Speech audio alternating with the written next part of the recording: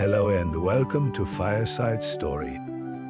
Today we tell you the story of a siege that changed everything. We are in 1342. The city of Algeciras, the most powerful fortress in the Strait of Gibraltar, becomes the target of a Castilian king, Alfonso XI. What began as just another siege transformed into an epic conflict of almost 2 years. This posed an enormous challenge. How do you keep such a large army united for so long? But the most important question is another. Here, a new and terrifying weapon was unleashed. Would its roar announce the end of medieval warfare? Let's begin with today's story. On October 30th, 1340, the battlefield of Salado was a chaos of victory and defeat. The army of the Marinid Sultan Abu al-Hassan had been annihilated. The chronicles of the time, always prone to exaggeration, speak of up to 60,000 Muslim casualties. For Abu al-Hassan, the defeat was a personal and military catastrophe. He had lost his son, his treasure, and almost his entire army in a single day. However, the Sultan managed to escape back to Morocco, and from there, he still controlled the most important piece on the board. That piece was Algeciras. It was not just a city. It was the last great fortified bridge connecting Africa with Europe. Whoever controlled Algeciras controlled the gateway to and from the Iberian Peninsula. This defeat left the Nasrid Kingdom of Granada in a very delicate position. Its main North African ally was out of action, at least temporarily. Granada was alone, vulnerable, and looking north with panic. Alfonso XI knew it. The victory at Salado had given him a unique opportunity, a momentum he could not waste. Leaving Algeciras in Marinid hands was like winning the war, but leaving the front door open for the enemy. So, what was the point of such a crushing victory if the enemy could return in a few years? The answer was obvious: to consolidate control of the Strait of Gibraltar. Its key had to be taken, and that key was Algeciras. Algeciras was not a simple castle on a hill. It was a true walled metropolis, known by its inhabitants as Al-Yazira, Al-Yadra, the Green Island. For the Benemerines, it was their capital on the peninsula, a vibrant and rich city where, according to the chronicler's estimates, up to 30,000 souls lived. Defending all those people required a nightmare fortress for any attacker, and Algeciras was. The city was divided into 2 large enclosures, each with its own wall. There was the Villa Vieja, the ancient heart, and the Villa Nueva, a more modern and better fortified expansion. It was like having to conquer 2 cities instead of 1. These walls were not empty. They bristled with more than 20 watchtowers and defense towers, connected by a wall walk along which hundreds of soldiers could patrol. In front of the main walls, a series of barbicans and moats complicated any attempt to approach. Bringing a siege tower close to those walls was a suicidal mission.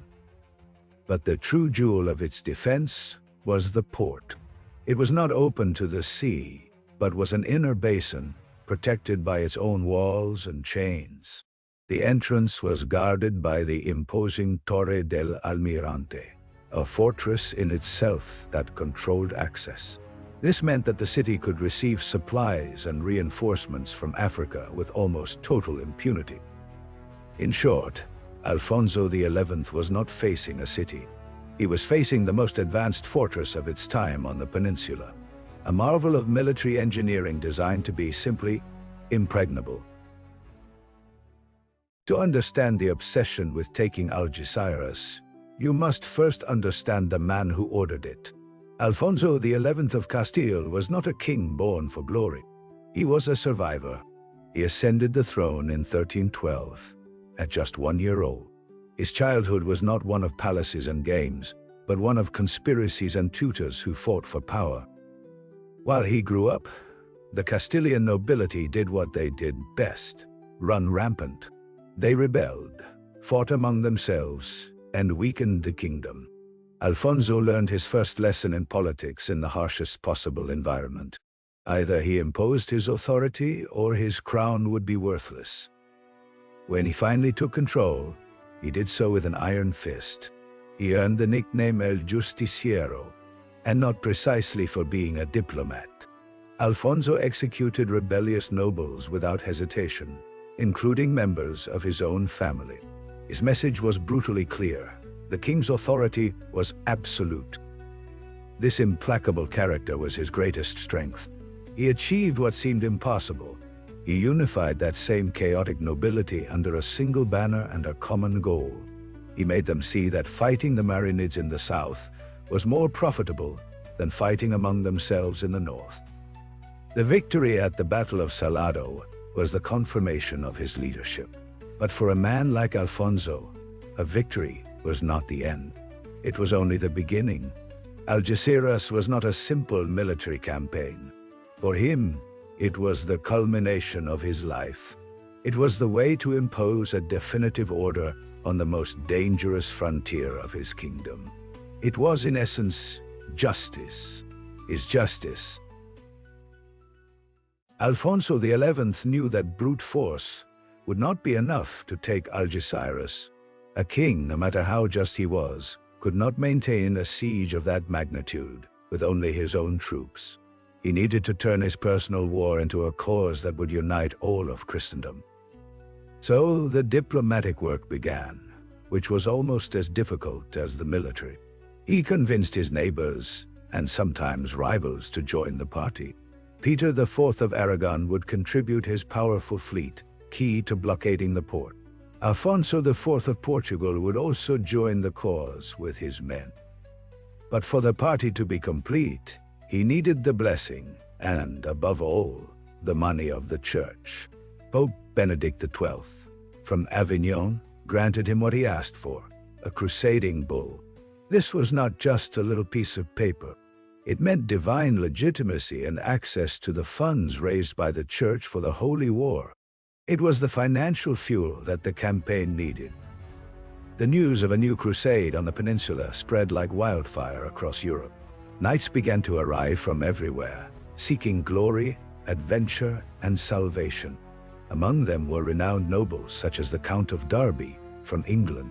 Also present was Gaston II of Foa, one of the most powerful lords of France.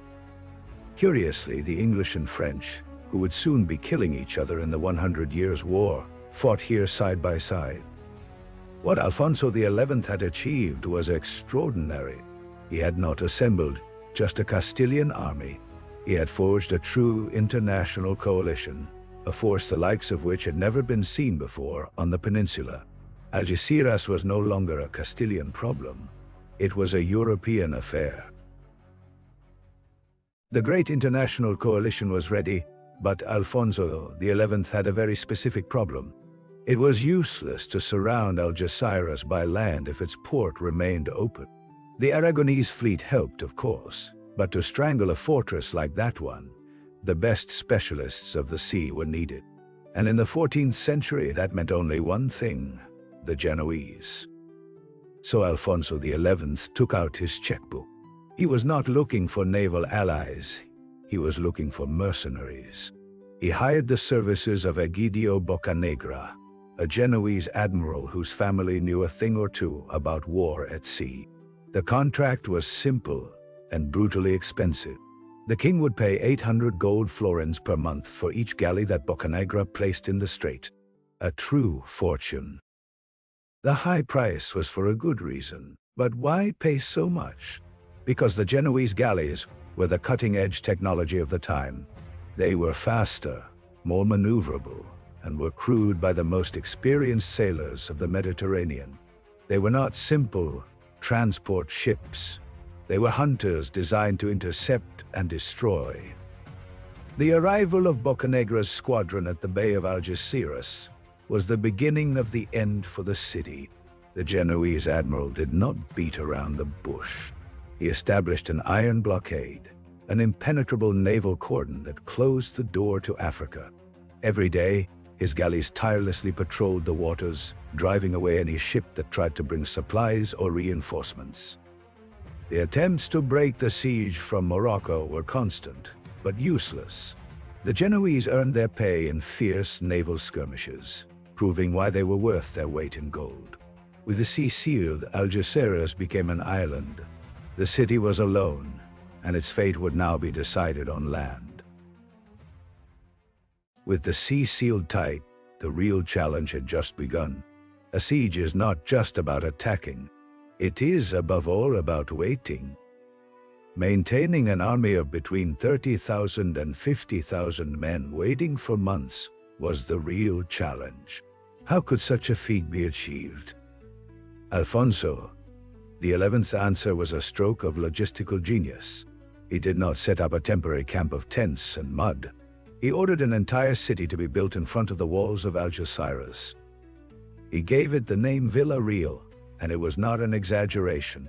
It had its own walls, moats, streets, and even a market. It was a declaration of intentions engraved in stone. Its message was clear: we are not leaving. Feeding this new city was an organizational nightmare. It is estimated that the army needed tons of grain, wine, and meat every day. To that had to be added the forage for thousands of horses. The heart of this supply operation was Seville. From there, a vital artery of carts, mules, and riverboats tirelessly transported everything necessary for the campaign. This monumental effort had an astronomical cost. The siege was consuming the resources of the Kingdom of Castile at an alarming rate. To pay for it all, Alfonso XI had to squeeze every source of funding. He raised taxes, took out loans from bankers, and used the money from the papal bull. The war was not being fought only in the trenches. It was being fought in the king's account books, because for a soldier to be able to fight, he first had to eat. And in that, Alfonso proved to be as good an administrator as he was a strategist. On August 3rd, 1342, the sound that filled the air around Algeciras was not that of a cavalry charge. It was the monotonous noise of thousands of picks and shovels striking the earth. The siege had officially begun, but not with an assault, but with the greatest military engineering project of the era. Alfonso XI's plan was to weave a ring of iron around the city. An immense line of trenches and ditches was ordered to be dug, extending for more than 7 kilometers. This barrier connected the Palmones River to the coast, completely closing off any route of escape or aid by land. Above these trenches, a wooden palisade was raised, an improvised wall known as La Liza, and to watch over every meter of this perimeter, wooden towers were built at regular intervals. It was a colossal work, designed not only to enclose the defenders, but also to protect the besiegers from a possible rescue army. The strategy was simple and terribly patient: starvation. With the sea already sealed by the Genoese, and the land strangled by this new barrier, Alfonso XI prepared to wait. He was not going to sacrifice his men by trying to scale impregnable walls. He would simply let the city consume itself from within. But in Algeciras, they did not stand by and watch. Its defenders were veterans, accustomed to frontier warfare. Almost every night, small parties of warriors slipped out of the gates. They launched surprise attacks on the camps, sabotaged the works, and retreated before the Christians could organize a response. Thus began the first months of the siege. It was not a war of great battles, but one of constant skirmishes. A war of attrition where some dug and others harassed, under the relentless Andalusian sun. The months passed in a routine of hunger and skirmishes. The siege line of Alfonso XI was a wound in the earth that would not stop bleeding. And inside Algeciras, hope was consumed as quickly as the food. Then, in February 1343, a new sound came to the siege. A sound that was not of swords, nor of shouts, nor of pickaxes against the rock. It was a dry, guttural, and violent thunder, a roar that shook the ground and the soul. For the first time in the history of the Iberian Peninsula, gunpowder spoke on a battlefield. The bombards had just arrived. Do not imagine an elegant cannon. The first bombards were beasts of forged iron, primitive and dangerous. They looked more like barrels reinforced with metal rings, mounted on crude wooden supports. They were imprecise, slow to reload, and sometimes as dangerous for the one who fired them as for the enemy. Their ammunition was the bolaños, enormous bowls of stone carved by hand. Each shot was a ritual. The tube was cleaned, the gunpowder was introduced with care, it was tamped with a mallet, and finally, the projectile was placed. The process could last for hours.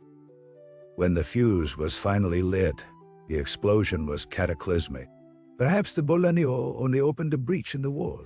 Perhaps it bounced without doing any harm. Or perhaps it deviated meters from its target. The initial material damage was almost secondary. What was truly devastating was the psychological impact. For the defenders of Algeciras, that noise was incomprehensible. It was the sound of an unnatural force, a power that could bring down walls from a distance without the need for ladders or battering rams. The walls, which for centuries had meant security, suddenly seemed fragile. Alfonso XI had not only brought a new weapon, he had brought the future. And that future announced with each shot that the era of impregnable castles was about to end. The roar of the bombards had become the soundtrack of Algeciras, a terrible noise to which, unfortunately, one can eventually get used to. But in late 1343, a rumor spread through the hungry streets of the city. News that sounded like a miracle. Yusuf I, the Sultan of Granada, was coming to the rescue. Yusuf I could not afford to lose Algeciras. It was his last great ally on the peninsula. So he gathered a considerable army. The chroniclers of the time speak of some 10,000 men between cavalry and infantry.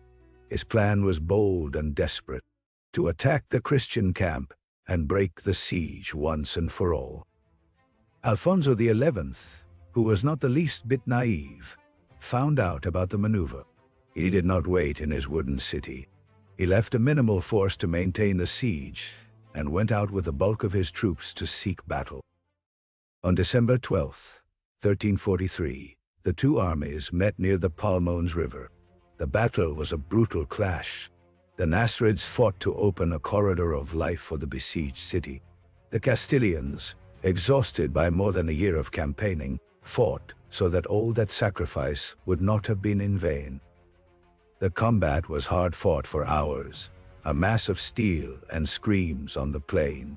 But the heavy cavalry of the Castilian nobles and the European crusaders was superior in the open field. A final charge, led by the king himself, broke the Granadan lines and caused a rout. The defeat of Yusuf I was total. From the top of the walls of Algeciras, the defenders saw it all. They saw their last hope vanish in a chaotic flight. The feeling must have been one of absolute despair upon witnessing their salvation destroyed just a few kilometers away. That night, the only sound heard was not that of a friendly army arriving. It was once again that of the bombards. But now, they sounded like the hammer of an executioner, announcing the final sentence. The defeat at the Palmones River was not just a military catastrophe. It was the final slam door on any hope of aid. Inside Algeciras, the news fell like a stone slab. There was no longer a friendly army to wait for. All that was left was to wait for the end. With the total blockade, the city became a death trap. The grain reserves, which had been stretched for more than a year, finally ran out. The people began to eat the draft animals, mules, donkeys, anything that could fill empty stomachs. The chronicles speak of fortunes being paid for a cat or a rat. Imagine the silence in the streets. Not the silence of peace, but that of weakness, a silence broken only by the crying of children and the distant echo of the Christian bombards. Hunger is not an enemy that shouts.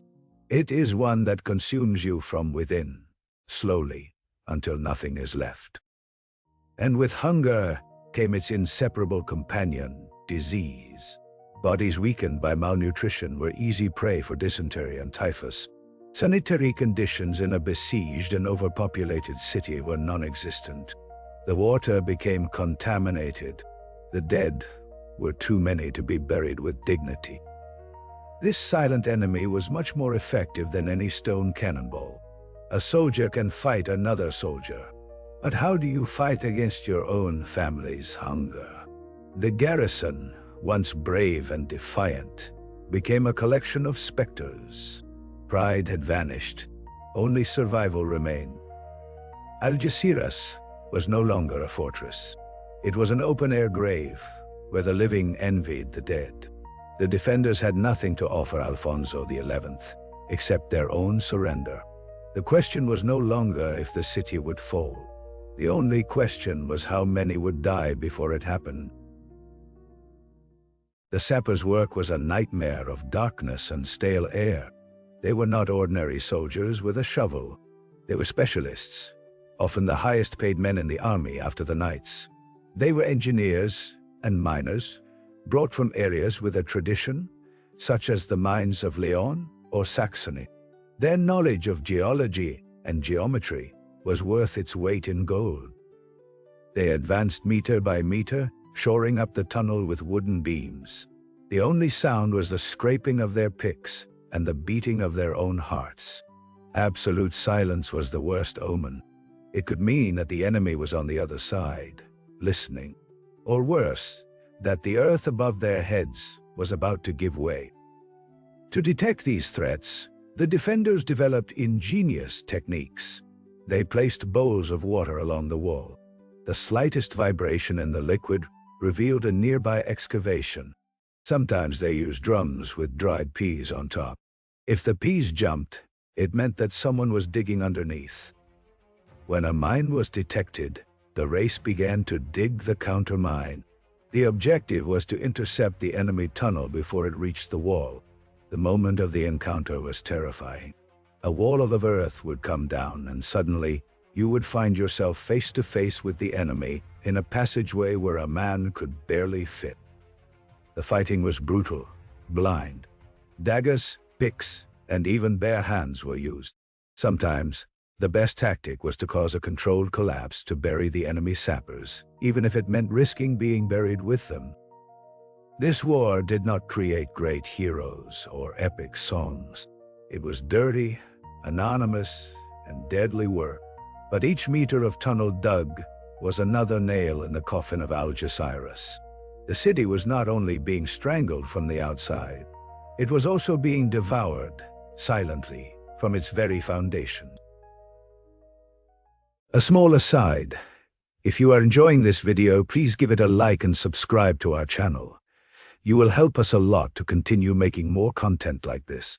Truly, even though it's a simple click, it's the motivation we have to continue sharing history. Thank you. From the towers of Algeciras, every dawn, the gaze of the watchman was lost at sea. They searched the horizon for the sails of their sultan's fleet, Abu al-Hassan. They had been resisting for more than a year, and the question that floated in the air, stale with hunger, was always the same: where is our king? Help had to arrive. It was a matter of honor and survival. But on the other side of the strait, the outlook was bleak. The Marinid Sultan was not preparing a great rescue armada. He was fighting to keep his own empire together. The catastrophic defeat in the Battle of Salado had shown a weakness that his rivals did not take long to exploit. Serious rebellions broke out in Tunis and Tlemcen, key regions that rose up against him. His empire, which stretched across the Maghreb, was creaking at all its seams. Abu al-Hassan found himself at an impossible crossroads. Every soldier and every gold florin he destined to save Algeciras was one less to crush the revolts that threatened to overthrow him in his own house. His absolute priority was not a city on the peninsula, however strategic it might be. His priority was to save his crown. Meanwhile, communication between the two shores was a spider's thread about to break. Brave sailors in small boats risked their lives on moonless nights to evade the Genoese blockade. They carried desperate messages imploring for help and brought back empty promises and ever-worsening news. The small supply convoys that tried to set sail were annihilated by the galleys of Egidio Boccanegra. They were heroic gestures, but useless. Little by little, the truth made its way through the city walls. Hope transformed into bitter resentment. They understood that they were not the jewel of an empire, but a sacrificial pawn on a much larger board. The certainty of having been abandoned by their own ruler was a more devastating blow than any cannonball. The spirit of resistance, forged in months of struggle, crumbled. The fate of Algeciras was not decided only in the trenches or in the sapper's tunnel. It was sealed in the palace intrigues of Fez and on the battlefields of a Maghreb in flames. Alfonso XI did not know it, but his greatest ally was a Marinid empire that was consuming itself from within. By early 1344, pride had evaporated from Algeciras. Only a terrible hunger and the certainty of abandonment remained. The war had ended in the minds of the defenders long before peace was signed. It was then that, from the walls, the first white flag was waved. The fighting had ended. It was time to talk. The negotiations were a complex affair. On the Muslim side, the envoys of the city's governor and of Yusuf, the first of Granada himself, came to the Christian camp. They arrived with no cards to play, with the only leverage being that Alfonso XI was also financially exhausted. The agreement they reached was pragmatic and surprisingly civilized for the time. Alfonso XI did not want a final bloodbath that would bring him no benefit. He wanted the city, not its corpses. So he offered generous terms. In exchange for the immediate surrender of Algeciras, the garrison and the entire civilian population could leave. They were granted safe conduct to cross the strait to North Africa. They could take all the goods they could carry. It was a dignified exit, an offer impossible to refuse for thousands of people who had been on the verge of death for almost 2 years. They would not be enslaved or put to the sword. They simply had to hand over the keys to their home and disappear.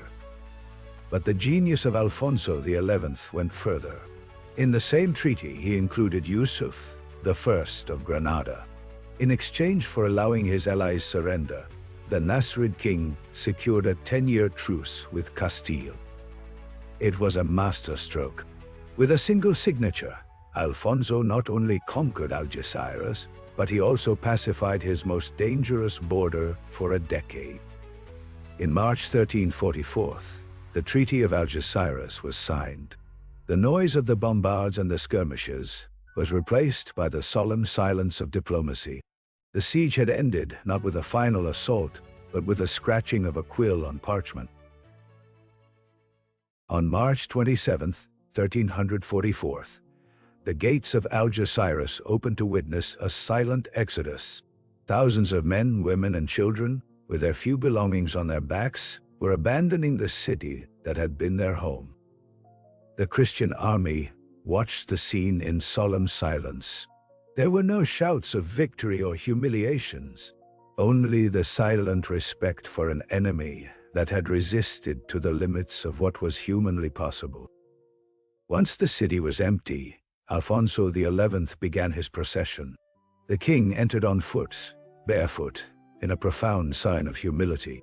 He was accompanied by the Castilian nobles and the foreign crusaders who had survived the long siege.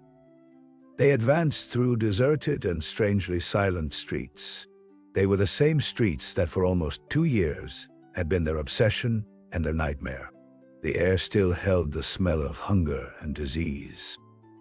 Their first destination was not the governor's palace. They headed directly to the Al-Jama Mosque, the spiritual heart of Muslim Algeciras. The most symbolic act of all was to take place there. A purification ceremony began. The Islamic symbols were removed, while the building was sprinkled with holy water. Shortly after, the Archbishop of Toledo celebrated the first Mass on that ground. In that very instant, the mosque was consecrated as the new Christian cathedral of the city. It was given the name Santa Maria de la Palma, in honor of the victory obtained on Palm Sunday. This gesture was much more than a simple change of name. It was the imposition of a new identity upon the conquest. It was the definitive signature that the Crusade had triumphed absolutely. The news of the fall of Algeciras resounded throughout Europe like a thunderclap. Alfonso XI had achieved what many considered impossible, becoming a hero of Christendom. But the work was not over. The city was an empty shell, a ghostly trophy that needed life. The king immediately ordered its repopulation. He offered land and privileges to those who dared to settle on the dangerous frontier. Algeciras had to be transformed into a Castilian bastion. The key to the strait was now in Christian hands, and it had to be ensured that it would never again change its lock. The flags of Castile and the Crusaders flew over the towers of Algeciras. Christendom celebrated a victory that seemed like a miracle. But behind the parades and the Thanksgiving masses, the true cost of glory began to be told. And the bill was astronomical. History usually remembers the heroes who fought, but it forgets the thousands who simply died. During the 21 months of siege, the deadliest enemy in the Christian camp did not carry armor or a sword. It came with fever, dysentery, and exhaustion. The Villa Real, despite its incredible organization, was still a medieval military camp. The sanitary conditions were deplorable, a perfect breeding ground for epidemics. Most of the casualties did not fall in combat, but in the latrines and in the physicians' tents. While the men died, the gold vanished. The campaign had been a bottomless pit. Each day of siege cost a fortune in wages for mercenaries. Food for thousands of mouths had to be paid for, as did the very expensive maintenance of the Genoese fleet of Egidio Boccanegra. The royal treasury of Castile was left literally empty. The king had won the key to the strait, but in return, he had brought his own kingdom to the brink of bankruptcy. To finance the war, Alfonso XI had to go into debt up to his eyebrows. Genoese bankers, who understand not of crusades but of interest, had advanced gigantic sums. With the crown mortgaged, the king took desperate measures that affected the entire population. New taxes were created, such as the alcabala, a tribute on sales that suffocated commerce. Furthermore, the currency was devalued, reducing the value of the common people's savings. The conquest of Algeciras was, without a doubt, the greatest achievement of Alfonso XI's reign. It was a victory bought on credit with the blood of his men and the economic future of his kingdom. A triumph that left a trail of thousands of anonymous graves and royal coffers as empty as the streets of the newly conquered city. Peace had been signed, but the economic war had only just begun. The fall of Algeciras was much more than the loss of a city. It was the sound of a bridge collapsing. The bridge that for centuries had connected North African power with the Iberian Peninsula. For the Marinid Sultanate, the defeat was not just military. It was the end of a dream. Algeciras was their capital in Europe, their main port of disembarkation, their base of operations for any campaign in Al-Andalus. Without it, the Marinids were left without keys to enter the peninsula. Any future attempt at intervention would be reduced to minor incursions, to simple skirmishes. The great threat of a large-scale invasion from the south, which had terrorized the Christian kingdoms for generations, vanished forever. The great dream of an empire with one foot in Africa and another in Europe was put away in a drawer, and the key was thrown to the bottom of the sea. If in Morocco the news was a disaster, in Granada it was a slow-motion death sentence. The Nasrid kingdom had survived thanks to a delicate balance. When Castile applied pressure, they would ask for help from their powerful Marinid allies. That red telephone, that direct line for aid, had just been definitively cut. As a result, Granada was left alone. It became an island surrounded by an ocean of increasingly unified and powerful Christian kingdoms. Its survival would no longer depend on military strength, but on diplomacy, tributes, and the luck of its neighbors fighting among themselves. It ceased to be a major player to become a pawn waiting to be sacrificed. With Algeciras in Castilian hands, control of the Strait of Gibraltar irreversibly changed sides. Before, it was a two-way highway. Now, Castile had installed a toll booth and kept all the barriers. The flow of warriors, gold, and ideology from the Maghreb to Al-Andalus came to an almost complete stop. The balance of power on the peninsula had tilted in a way that no one could now reverse. The conquest of Algeciras did not just tear down walls. It collapsed the geopolitical structure that had sustained Al-Andalus for more than a century. The end of the Reconquista was still a long way off, but its script had been written, in large part, in this victory. Alfonso XI was on top of the world. With Algeciras in his power and a truce signed with Granada, it seemed that nothing could stop him. But one last piece remained to completely control the strait: a rocky and defiant crag called Gibraltar. In 1349, the Justiciar king gathered his army once again. He was determined to finish the job. While the Castilian troops began to dig trenches in front of Gibraltar, a much older and more terrible enemy was landing on the peninsula. It did not come in warships, nor did it carry banners. It arrived on the fleas of rats and the coughs of sailors in the air. It was the Black Death, the greatest demographic catastrophe that Europe had ever known. A silent shadow that advanced without respecting borders, walls, or crowns. The epidemic did not take long to reach the military camp. What had been an orderly siege became a hell of fever and delirium. The soldiers who had survived almost 2 years of war in Algeciras were now falling by the hundreds without seeing the enemy. The panic was total. The doctors could do nothing. Prayers were of no use. The Black Death was unstoppable. His counselors and nobles begged the king to lift the siege. His own queen, Maria of Portugal, pleaded with him to save himself. But Alfonso XI was a man forged in adversity and obstinacy. He had survived conspiracies, rebellious nobles, and pitched battles. He was not going to allow a simple illness to make him flee. He refused to leave. His honor and his objective were above his own life. It was a fatal mistake. In March 1350, the king fell ill. The fever consumed him quickly. The man who had unified Castile, defeated the Marinids, and conquered the most impregnable fortress, died in his campaign tent. Not from an arrow or a sword, but from the bite of a flea. Alfonso XI became the only reigning monarch in all of Europe to die from the Black Death. With his death, the siege dissolved instantly. His body was taken to Seville, and his kingdom was plunged into chaos. The Reconquista came to a dead stop for decades. The great conqueror of Algeciras had been vanquished, ironically, by the smallest and most invisible enemy of all. And so, we reach the end of our journey.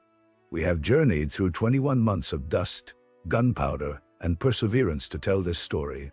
We have seen how the obsession of a king, Alfonso XI, was capable of raising an entire city with a single purpose: to destroy another. The Siege of Algeciras is not just the chronicle of a conquest. It is much more than that. It is the birth certificate of a new way of waging war on the peninsula. We have listened together to the echo of the first bombards. Their roar did not just crack stone walls. It shattered forever the idea that impregnable fortresses existed. We also felt the silent tension of subterranean warfare, a struggle waged in complete darkness by anonymous sappers, and we witnessed the cruelest war, the war of hunger. The one that consumed Algeciras from within, long before its last tower fell. The fall of the city was the final hammer blow on the bridge that connected Africa and Europe. With Algeciras lost, the dream of a Marinid empire on 2 continents vanished forever. Granada was left isolated, turned into an island awaiting a tide that would eventually arrive. The balance of power in the Strait of Gibraltar tipped definitively. That victory wrote, in large part, the prologue to the end of Al-Andalus. But this story is also a reminder of human fragility. Alfonso XI was the justiciar, a conqueror who seemed invincible. The man who brought the most powerful fortress to its knees was not vanquished by a sword. He was defeated by a minuscule and invisible enemy. He was killed by the bite of a flea that brought with it the Black Death. It is an ironic end that teaches us a very clear lesson.